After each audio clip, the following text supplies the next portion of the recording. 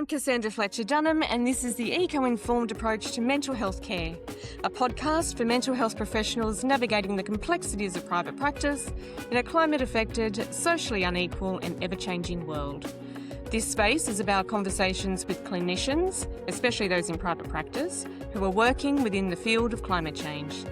We draw on ecological thinking, trauma-informed care and narrative perspectives to ask, how do we keep learning, adapting and supporting our communities in the face of cumulative disasters?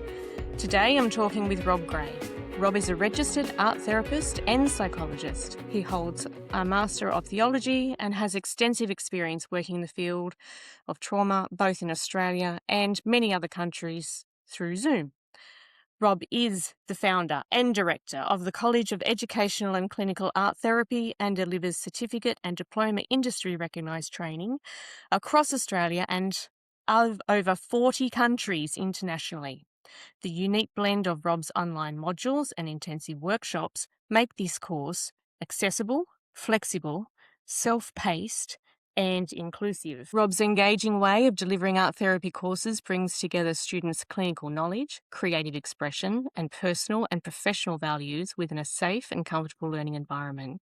His facilitative teaching style encourages guided self-learning and discovery, opening space for critical thinking and deeper insight. This process supports not only personal reflection, but also the meaningful transfer of learning into clinical practice. I know this firsthand, having completed Rob's certificate course about 10 years ago. And as we dive into the conversation, it is important to recognise that this podcast is recorded on Worimi country. I pay my respects to elders past, present and emerging, and recognise their continuing connection to lands, waters and communities. Rob, welcome. Hello. Welcome to the Eco-Informed Approach podcast. When I first invited you onto the podcast, it was because of your clinical knowledge and experience working in the field of trauma. And to my mind, this included people impacted by natural disasters and climate change. At the time, you said you didn't think that you worked with many people who came specifically with those issues, who came to you specifically with those issues. But as we talked, we realised something interesting. People don't usually walk into therapy and say, I want art therapy because I was impacted by a natural disaster. Often those experiences emerge during the therapeutic process itself. Now that we've recognised that, what has been your experience of working with clients or students as they engage in art therapy and begin to realise through the process of creating the impact that natural disasters and climate change have had on them? Essentially, how does the art-making process guide people in exploring their unconscious? I guess most people understand art therapy as just doing nice pictures. And what they often don't know is that the process of art therapy is about going deeper into your own unconsciousness and finding out what truly drives you in life. And if you're impacted by something traumatic like a flood or a fire, it does impact on your life. And it changes the way you see your own life. But because you're not consciously necessarily aware of it, you go to therapy for a relationship issue. And you say, oh, my partner is not listening to me.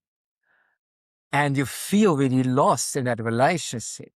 But deeper inside, as you do your imagery and your sculptures or dancing or singing or writing, suddenly comes up that bushfire a couple of years ago becomes the main theme.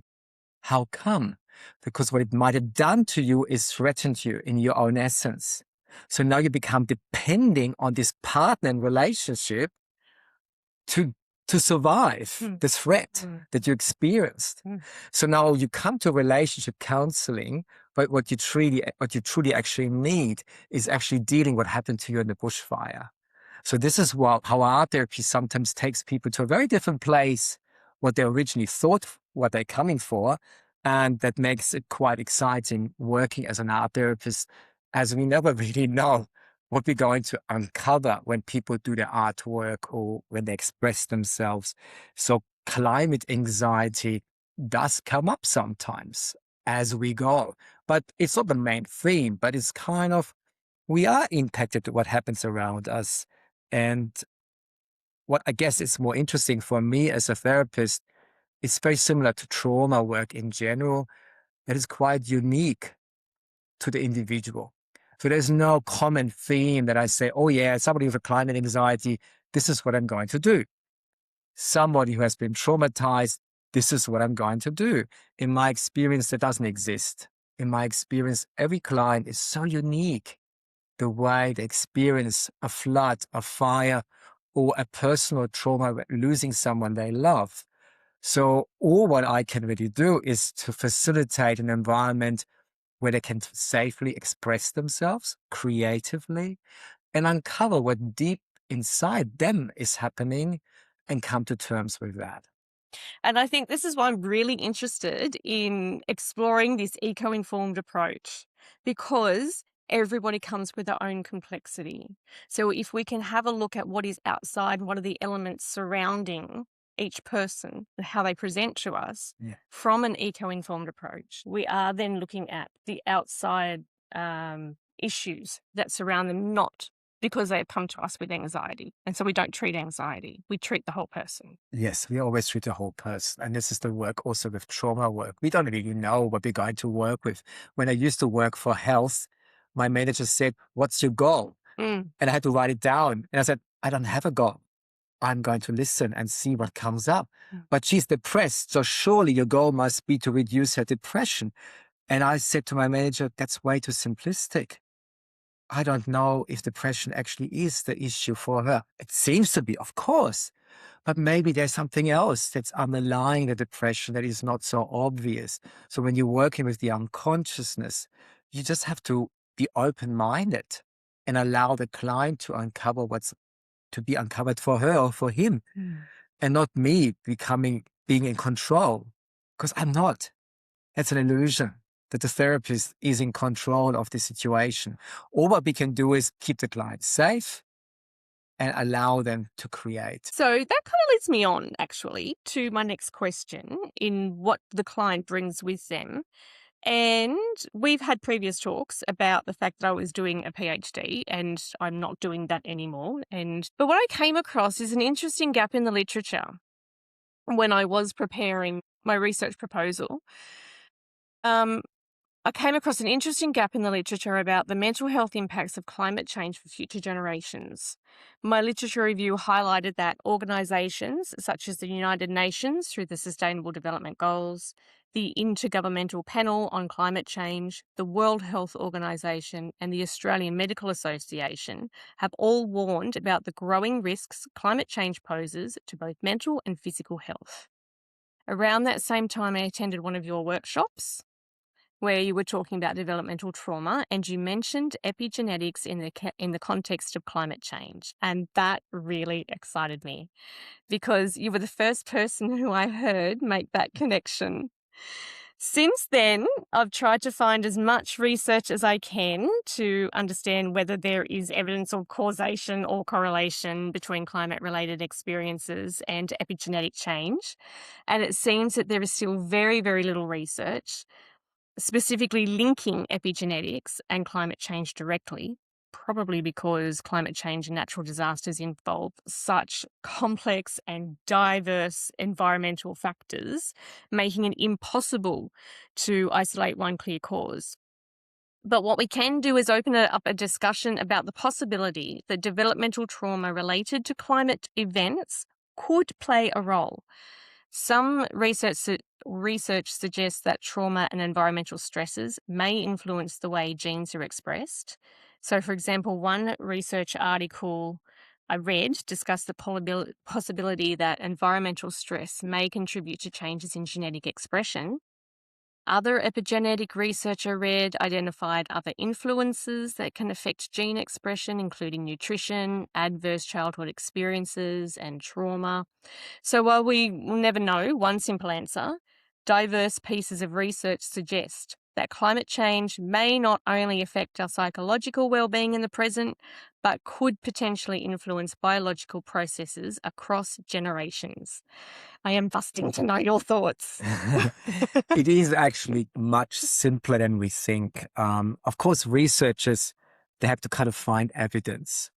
And some things in life are actually really hard to pinpoint. Like for example, a woman is sexually abused by someone and she has to present in court evidence that this happened. How on earth is she going to show evidence? But that doesn't mean it didn't happen. She just struggles to find evidence. We all know it happened. So the same as with epigenetics. Of course, we try to find evidence, and that's a good course, but it's actually so simple and obvious.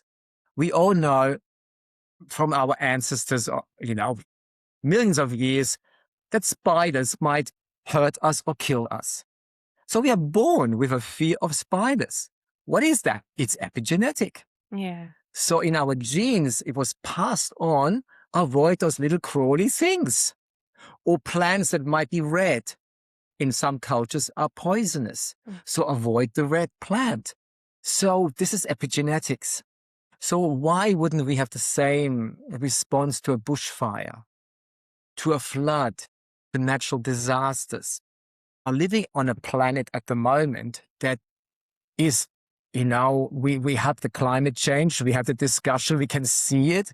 The icebergs are melting, water levels are rising, the climate is getting hotter. So in our genes, we have this information, something is going on. We need to be aware of that. We need to be anxious.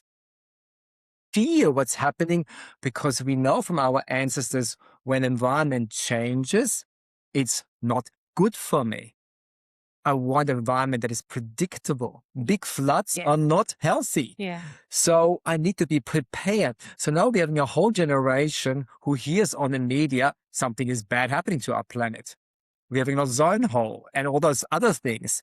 So of course our psychological being, our unconscious being is saying, I have to be careful. I can't leave the house. I need to put extra sunscreen on. I need to do that and that and that. So our amygdala fight and flight response is going all the time with climate anxiety. So you don't need to be an expert of epigenetics to understand it. Of course it's happening to people and it's influencing all of us and traumatizing some of us. Absolutely. It's very true what you're talking about, a whole new generation of that climate anxiety. Give me the whole nature versus nurture debate about that then. Yes. So again, when we're working with the unconscious, it's kind of complex and it's unique to us as an individual. So in your family history and your ancestors, maybe bushfire wasn't a big deal. In other families, it was a big deal. So your ancestors have gone through several experiences of bushfire and survived and could pass on the gene to the next generation. Watch out for this. If the heat comes, lay low. And how do I know that? It's unconscious response from your genetic makeup. Whereas other people who come from other countries that were never facing that, why would the mom tell the kid that if it's not so urgent or important? Like your mom might talk more about more stranger danger. Because she grew up with that. There's some wicked men out there, or sometimes women. We want to be safe. So when we're working with trauma or climate anxiety, what I find with clients, I have to just go with them. What they express in the artwork, what comes up for them, and there's no general blanket that covers it all. I just have to be very open-minded and flexible and say, okay, that comes up for you. Let's see, let's follow up on that, what's happening for you. And what might your ancestors pass on to you? How to deal with a violent husband or with a flood that just destroyed your house? And what's the wisdom that maybe sits somewhere deep inside of you? How to cope, how to get out of this and start becoming more resilient in your own way, and not in a way that Rob Gray wants you to be resilient, but you feel deep inside that's your own resilience that's passed on by generations. So it's a transgenerational trauma, but it's also a transgenerational resilience. All this is passed on to us. I'm thinking now, when I'm looking at this information of epigenetics when I was doing my research, I didn't even think about that part of it. Of course, if we epigenetically passed on the bad stuff, Mm, then we also have the good stuff. that's We right. also have the wisdom. Yes. And when I'm doing art therapy with clients, fiercely, that's what comes forward. But if I'm focused on research, I am not looking at the unconscious, am I? I'm just looking at who has written what. You're looking at the data. Yeah. Yeah, the data. What do they say? And this is why often in psychology, I'm also a psychologist, we look in a lot at quantitative research. Yeah. It needs to be a randomized controlled trial. But when we follow that research, it's so limiting and so narrow that it often misses the bigger picture. Yeah. It simplifies everything so the research can create evidence. Mm. But what we're missing in this whole process of creating evidence, what's actually really happening. Because it's complex, it's messy. Like the unconscious is complex, it's messy. So people don't work with the unconscious because they feel, oh, I don't know what to do here. Mm. But that's life. Life is messy. Mm. You're not just having a husband who is abusing you, you're also having children to protect. You grew up maybe in a violent family, you're used to that, and maybe you're even depending on this husband because you believe he's the only one who ever loved you. Mm. This is complex, this is messy, that's not straightforward. That's right. And that's how life is. Yeah. So when we stop listening to our clients, but listen more to research, we might miss the entire picture. It is literally stopping listening and being with the Yes. client. Yes. And allow the unconsciousness to unfold what happens to them, not to you, because you have your own projections from your own unconsciousness. Yes. And this is why often therapists take over. Mm. And, Mm. with good intention, but it's actually not helping. No. We need to allow the client to help themselves and be patient. Mm. And sometimes trauma work can take years because that's the speed the client goes. Yeah. And not what I, as a therapist, have this intention. I have 5 to 10 sessions with Medicare, and that's where you need to be better. Mm. That is so Isn't it trivial terrible? and stupid on so many levels. Yes. We need to sit with the client, allow them to be in control, find in themselves the deeper wisdom that is passed on to them for generations, how to deal with climate anxiety or climate events, how to deal with trauma, and find their own little insights along the way. And we respectfully sit back and allow it to happen and enjoy the process. Now, that is good therapy, in my opinion. That is good therapy. And that is such a good point about enjoying the process. I often have clients say to me, trauma isn't meant to be this fun. Yes. Because we're being creative in some kind of way. Like trauma therapy isn't meant to be this fun because of that element. It's the connecting with each other and that person learning about themselves and what their inner wisdom is and bringing that forward through their insights and through the creativity process and learning that, hey, I might not be able to draw or paint, but here I am drawing or painting, and this is fun. Yes. So that's element of fun in the Absolutely. creativity as well. That's art therapy in a nutshell. It's 90% fun, Yes. 5% challenging, and 5%, oh my God, I had no idea this is happening in my life. And that mixture is just so amazing. It is, isn't it? So I love every session with my client. And every session, my client has a mini insight, like a moment of, even deeply depressed people who hardly move emotionally have that little moment of, you can feel something in them kind of waking up a little bit. It's a very slow process, but it does happen to every client in every session. And that's remarkable because when I do psychology with CBT, this does not happen like this. I'm more the coach to direct you in a certain way that I believe is good for you with best intentions. But it's a very different type of therapy. 100%. Yeah. 100%. Thank you for that. Anyway, next thing that I wanted to talk about, one of the key themes we explored in this podcast is the creation of knowledge. How we, as mental health practitioners working in private practice, come to know what we know. So, in previous conversations, we've talked about knowledge coming from many places, like our university training, the practice frameworks specific to our field of practice, our professional experience and life experiences, and perhaps most importantly, as we have been discussing, the clients we work with, the knowledge that comes from the clients that we work with. We also recognize that knowledge is understood differently across cultures. From a First Nations perspective, knowledge is often gained through relationship with country and through the sharing of generational stories within each mob.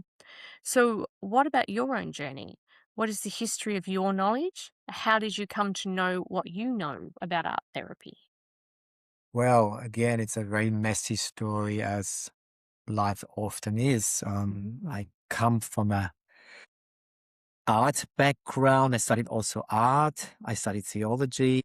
I've grown up with a psychoanalyst mother, and my parents got several times divorced. So it was messy. I lived a year alone in South America in the slums when I was 11 years old without my parents. I lived in Africa a year alone in the slums. And so there is a part in me when it comes to knowledge that embraces mess and chaos and say that's life, that's art, it's creative, it's complexity, it's wisdom at the same time. And then later on in life, I studied psychology. I followed the science practitioner model. Somehow the university claimed in psychology, we know what's happening and we just need to follow research. And then you have the answers. And I thought like, oh, that's interesting. That's intriguing. So in my heart, I'm a little bit this messy, arty person. But on the other side, I'm the scientist who's like, oh, looking for research. And maybe research, there is a research that tells me the answer to everything. I'm kind of in between. It's a lot. I also work a lot with Indigenous clients in Australia. And what I love about Indigenous clients, they learn through storytelling, Yes. art, music, dancing. That's how they learn. Yeah. Whereas we psychologists learn through research and evidence-based practice. So in my heart, I'm often between the two worlds. Yes. The one who wants to learn through storytelling, art, but then the other person who says, no, maybe there is some research. And when I had my first child, became a dad. There was the research when a child cries through the night, you should do sleep crying technique. Oh, yes. What was it? Research. They said, everybody said in psychology now, you let the child cry with minimal intervention. You don't pick up the child, try to teach the child to soothe himself or herself. And I told that my wife. And my wife said, oh, I'm not sure about that. With the second child, I'm not doing this. She said, I'm breastfeeding my child to sleep because it sits well with me. Yes. So eventually, we both caught up on that journey and realized the evidence-based practice sounds interesting, but it's cruel. It's not the way we want to parent. The way we want to parent is overwhelming our child with love as much as we can give. We don't want to do minimal intervention to teach a baby to self-soothe. This is stupid. Yes. This is cruel. Yeah. The child cries, we pick it up and cuddle it as much as we want to, as much the child wants to. So I'm learning as a human being as well. There's the science person who's interested in science and research, but probably as I'm aging, I'm going much more the Aboriginal path. The messy person who embraces life as it presents itself and want to trust much more my intuition and who I am as a person, who I meet in my community, friends and family members, and have an open conversation with genuine interest into each other, rather than following what authorities present to you. That becomes less and less important as I'm getting older. And I think my clients also benefit from that much more. Do you think we just naturally do that as human beings? Like when we're in our younger years, we do. We want to find the research. We want to find the truth of the world and the truth Yes. of life and all this kind of stuff. We go searching for the Yes. answers. But then as we age, we just naturally move towards connection with community and others and I just think find so. our own wisdom within that because it's already there. Yeah, it's And there. our life experience brings that forward even It's further. valuable. I had recently a student from Perth. She was in her 80s and did my entire diploma course. I said to her, "What are you doing in your 80s becoming an art therapist?" She said, "Well, I still have some years to go. I want to do something meaningful and valuable." Yeah. And then I said, after she finished diploma level, I said to her, I'd rather go to you as an art therapist Yes. than to one of my mid-20 graduates, because the wisdom in you and you're not attached anymore to your own Yeah. experiences and knowledge. You're just there. You're just present and allow me to work on what I need. Yes. So I trust that you can do that much better for me. Yes. So you're absolutely right there. Yeah, yeah. I mean, it's not wrong to be like that. I don't think that's incorrect to be a young person and want to gain knowledge and That's right. wisdom from Yes. institutions and all. I don't mean that at all. We need to find our Yes. way when we're young. Yes, Yes. that's it. Yes. Where do I? And in a way, probably it's something in between as well, isn't it? Finding True. our balance between those two extremes. Just as you were saying before in your conversation, actually, I'm having a little bit of a look at the research, but really my own life wisdom, my own life experience is the thing that's really guiding me and leading me through being a therapist and a father, a husband, and a And in the end, person. listening to whoever is in front of you, like listening to Mm. my baby, Yes. listening to my menopausal wife, Yeah. listening. That's very important I knew for you all the going to say menopausal women that. out there. You're going to say that. And listen to my client, what is Yeah. their story? If they have climate anxiety or something, what's happening for them without my own judgment, my own projections. Don't take myself so seriously, but actually allow them to explore what comes up. And that makes me excited. And that makes me enjoy therapy. Because now I don't have to be the therapist who has to change someone. No, I don't. Yes, that's right. I create space for her to play. Yeah. And I'm part in this journey, and I'm having so much fun being an art therapist. So much fun, even with trauma. I would love to give you the opportunity to share a little bit about your work for people listening who might be interested in learning more about art therapy or even training in this field. Can you tell us about what you have to offer through the College of Educational and Clinical Art Therapy? What kinds of courses or learning opportunities have you got available for people who want to explore art therapy? And you've also written a book. So tell us about that. Well, if you want to study with me, you can just Google art therapy courses and you'll find me. It's called CCAT, the College for Education and Clinical Art Therapy. And what I'm trying to do is, I used to teach art therapy in a master's course, and I'm also a registered psychologist. So I'm trying to create a professional course in art therapy at that master's level, or even more than a master's level, because I'm also a psychologist, that where you don't have to do a master level. The content is masters. I'm writing a diploma course at a master's level. Yes. I would love to give you a master level or accreditation, but I'm not allowed to. Only the university can offer a master's course. But when I taught at the university, again, it's so limited the way they teach, because they have to follow the whole evidence-based framework. They have to follow research. And I, as a clinician, believe this is not what matters. What matters when you work with clients is something very different to what the university can teach you. It's only a very small part of what they teach actually matters to the work. So in my diploma course, I can focus a lot on what actually makes a difference. How do people actually get better? So I offer now an introduction. A lot of people start with the introduction, but you can also start with the certificate level. And then you advance to the diploma level, where you can work professionally in Australia and in most countries of the world as a professional art therapist. There's a myth in the industry that people on the internet keep saying you have to have a master's degree in art therapy to work as an art therapist. And that's not true. This myth is sold by the university, who wants more students, and by the association, who all have a master's degree. So they have this interest to make everybody into a master therapy art therapist, but it's not true.